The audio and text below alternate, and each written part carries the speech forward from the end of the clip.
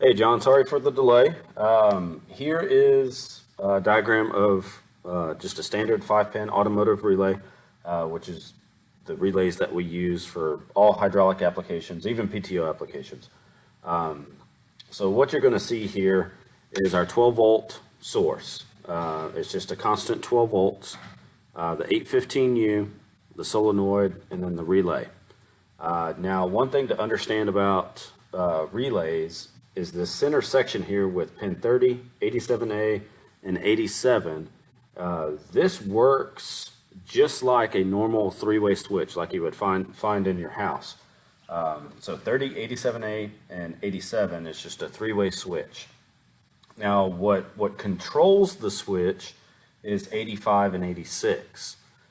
These are not polarity sensitive, so it doesn't matter which one is which. It's just one needs a constant 12 volts, and the other one's going to be tied to our spill stop. So for this example, I'm going to use 86 for our spill stop and 85 for our constant power. So there's going to be, from our 12 volt source, a wire coming into 30 and jumpered over to 85. So now pins 85 and 30 both have a constant 12 volts going to them. 87 will be going out to the positive side of our solenoid. And then the solenoid will go to a constant ground. Now, the way this relay is going to work with the spill stop, the green wire is going to come in to 86 and it's going to provide a ground. There's nothing else that needs to tie in. Just the spill stop needs to be, the green wire needs to go to 86 by itself. Nothing else tees into it. The spill stop will provide a ground out to 86. Now, to be able to control which pins are conductive, 30 is going to be our common. And when you have a completed circuit, which means 86 is grounded, 85 has 12 volts, that means that 30 and 87 are going to be conductive. So this 12 volt power will go all the way through out to the solenoid. So in normal pumping conditions, let's say with the green empty rearm light on, ground's going to be supplied to 86. You've got constant power already here. So you have a completed circuit. When you have a completed circuit, 30 and 87 are conductive, your solenoid has power.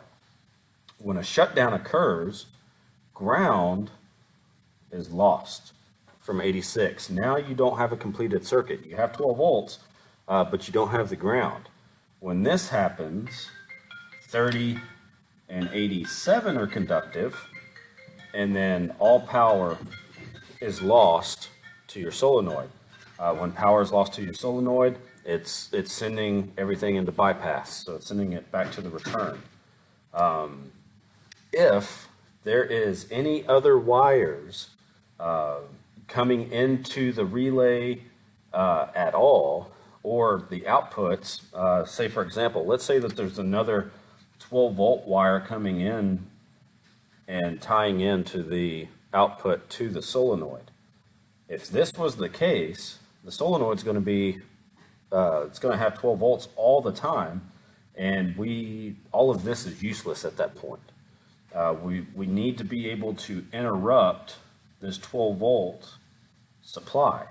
So the way we interrupt it is by controlling whether 86 is grounded or not.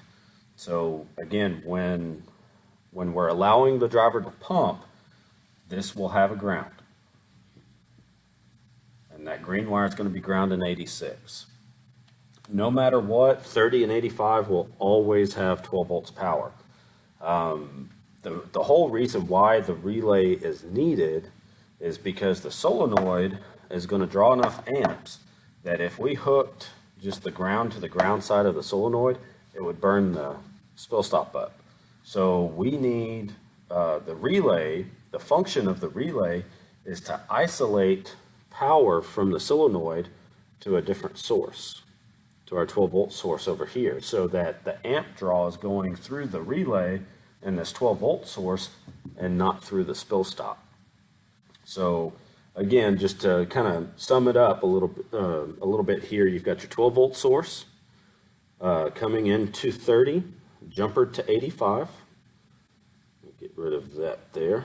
Your spill stop's going to go to 86, and then 87 is going to go to the positive side of your solenoid. I think most solenoids are, it doesn't matter which one's which, but your solenoid's going to be grounded all the time, and 87 is going to go to the positive side. So again, the flow of the circuit is 12 volts is coming into 30. That's our common. When we have a circuit, when this 86 is grounded, we have a completed circuit. So this relay will close, or actually open, to 87. So this power is flowing into 30 and out 87 to the solenoid. When a shutdown occurs, we drop the ground. We're controlling the ground to 86. So we drop the ground out. That's gone. So then this is gone. So again, the 3 center pins here, it's just working like a 3-way switch. And but the important thing to realize here is nothing else needs to be tied in. You have your green coming into 86, 12 volts to 30, 85, 87 to the solenoid. Solenoid's grounded all the time. If you have any other questions, please feel free to give me a call. Like I said, we have seen people in the past that have tried to wire in this relay and throw it into the spill stop housing. There's just so much going on there. It's only a matter of time before something shorts out. When it does short out, if any one of the 12 volt sources here, 30, 85, or 87, short to this ground wire, you're going to blow the diode out, and the 815U is not going to work anymore. So our system, in all cases, defaults to an open circuit.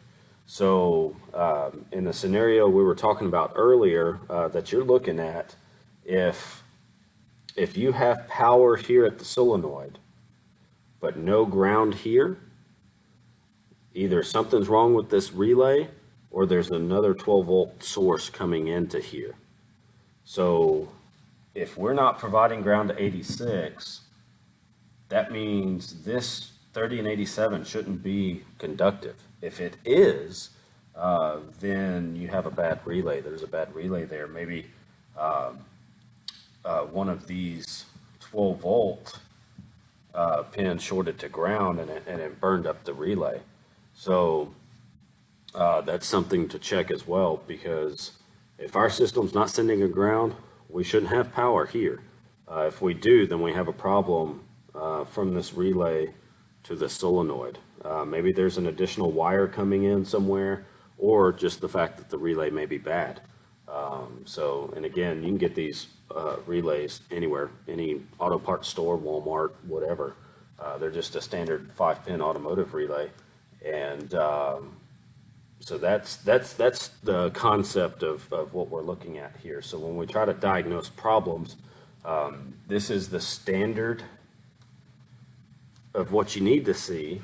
If it's wired up differently, we need to verify that it's wired up this way, and then we can confirm, which it sounds like we tested over the phone, this is not providing a ground at all. So when this does not provide a ground, there should not be 12 volts going to your solenoid, in which case you guys are getting 12 volts. So that proves that the relay itself is either damaged or there's 12 volts coming into the solenoid from a different source. If that's the case, then we need to cut that other 12 volt source out and leave it to where the 815U, are the only source to the solenoid, and it's through this relay. So we've isolated in this case, with this relay, we're isolating everything to where we're the only ones controlling power to that solenoid. Nothing else is supplying power to it. So again, if you have any questions, give me a shout. And if you want to see something different, just let me know. And it doesn't take very long now that my computer is working. I can shoot another video. So thank you.